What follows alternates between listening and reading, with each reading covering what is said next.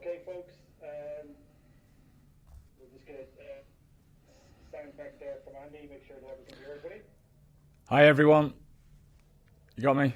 Okay, great. What we'll do is first section obviously is TV live content, and the second section will be embargoed written. So we'll get underway with the live content portion now. Thank you.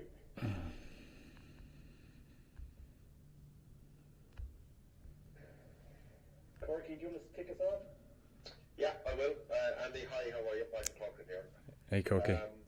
Just in terms of your team selection, can you talk us through it? The first start, I mean, there's a lot of notable things in it. First start at 10 for Billy Burns. What you've seen of him, and maybe talk through some of the other changes if you don't mind, please. Yeah, of course. We're excited to see Billy with his first start. Obviously, he gets to run the show for the side for the first time. He's been in with us for a couple of weeks now, and obviously been involved off the bench. So it's his opportunity to grab a hold of the team and the game and run the show. So we're excited about that. Obviously, that builds a little bit of experience in that position for us as well. James Ryan, obviously captaining the side for the second time. After a big week for him last week, I think it's a great opportunity for him to reflect on that experience and go again captaining the side. So really pleased for him. Finlay Beelum, obviously playing at Lucid, is something that we've been thinking about for a while. And one or two others in that area as well, because we need to try and build a bit of background in that area of the game for ourselves as well. Finlay's he's been in fine form for us. He's certainly a guy that's able to get around the field and bring some physicality to his game. So we're excited to see how he goes in the Lucid. And then Stu McCluskey. He's been waiting for some time for his opportunity, and we've been saying for some time that the chance is going to come. And when it comes, you've got to be ready to be able to take that opportunity. And he's in fine form. We're excited to see the partnership with him and Chris. Can you talk about Shane Daley and what you've seen in him in training, and also can I just go back to the Lucid thing again? Just you had Eric O'Sullivan in this week, and did you give consideration having him maybe even on the bench this weekend? Yeah, Shane first. Obviously, that's the special one, isn't it? To be able to give Sunday an opportunity, hopefully coming off the bench to get his debut for his country is a special moment for him and his family. He deserves it. He's a guy that's had a bit of bad luck throughout this tournament regarding injuries. He was injured just before he came into camp, 3 or 4 weeks before he came into camp, and he came in fully fit and then re-injured a groin issue. So he missed a couple of weeks, but he has fitted in unbelievably well. We always talk about the different pressures of a training camp at international, especially for a youngster. He's fitted in very well. We're excited to see him. He's a player that can cover many positions for us as well. And out there on the field, he's calm and collected within how he approaches the game, etc. So we're hoping that he brings that to his debut performance at the weekend. Just about Eric O'Sullivan, you had him in So Eric, he's come in. Obviously, he's filling in for us at this moment in time. It's a very difficult position for any player who's never been in camp before, and this is Eric's first time in camp with us. From time to time, you tend to bring guys in that could fill in because they've been into camp and understand all the different ramifications of what it takes to get sorted for an international week.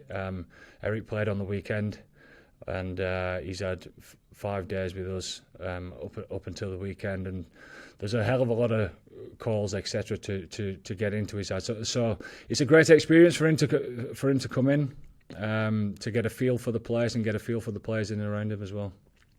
Do you feel, just a final question for me, do you feel there's a kind of a lot of growing current squad, given the fact that you're, in some matches you're doing really well, possession-wise and territory-wise and everything like that. You're not converting those chances into scoring opportunities. Yeah, of course. Growing pains is a good way of putting it, or priceless experience. You could put it that way as well. I think we've made it pretty clear from the start that this is an opportunity for us to try and grow our pool. We're obviously a small playing pool, and with a small playing pool, you're always 1 or 2 inches away from a crisis. So this is an opportunity for us to gain some experience in a few different areas and make sure that we build for the future. You're hoping along the way when you give opportunities that you're hoping for a performance, but not always does performance and opportunity marry up.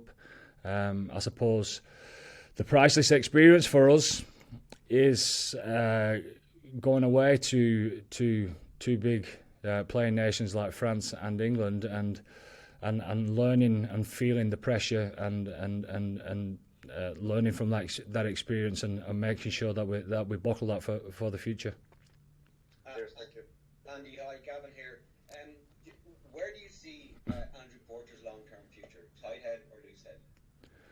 There's been a bit of debate about that, Gavin, along the way, as you would know. But again, with injuries in his position at tight head, he's obviously been number one tight head for us. Obviously, Tig's been struggling with injury a little bit. So, it's always been in our minds about the opportunity or the option of swapping him over. But at this moment in time, he's 100% our number one tight head, obviously with Tig being injured. What about long term though? Well, we'll see what the future brings. We'll see how other people come through in the tight head position as well. Obviously, Tom O'Toole was involved with us previously. He's been out for quite some time, and he played his first game back there. So we've got to roll with the punches, haven't we, and see what opportunities presents to us in the future. And just one more from me.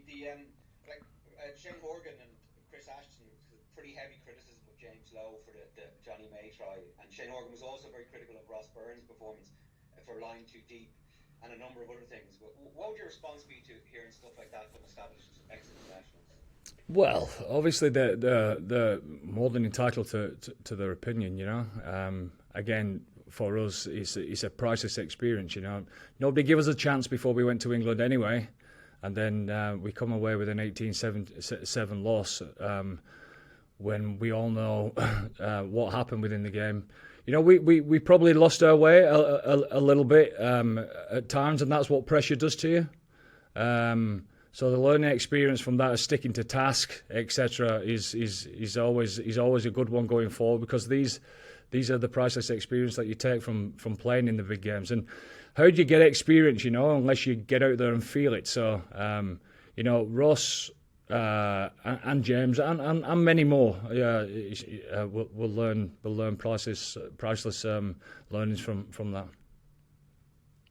Andy, were you tempted to bring in any other players apart from Eric this week, any of the younger lads? Obviously, we're always thinking about what we should bring in, but at the same time, there's a lot of lads within our squad that's worked unbelievably hard for an opportunity. Some of the lads that you might be talking about, I suppose their experience is probably for now better off getting the experience of getting some games under the belt at senior level in the provinces. And hopefully in the not too distant future, playing in some big games, in European games or derby games, etc., and we can judge them on that. Was anyone not available this weekend who was in the squad? There's a few niggles, obviously. Robbie Henshaw and Johnny, they continue to be rehabbing, and hopefully they're going to be good for us next week. James Laws has got a niggle in his adductor, so He's going for a scan tomorrow. And Andrew Conway has not trained with us for the last couple of days with a little bit of a niggle in a hamstring. And Ed Byrne, he continues to be injured with a calf injury. Thanks. Andy, Okay, sorry, we'll take the last one from you, Gav, in this section. yeah, just very quickly, Neil Doak and David Humphreys involved with Georgia. How can a move visit for them to be involved? What do you think they'll bring? Yeah, it'd be great to talk to them to see what their experience has been like. You know, obviously, I know that Graham Rowntree helped them out and coached them the forward pack in the World Cup, and he thought it was a fantastic experience. So I look forward to catching up with those guys at the weekend.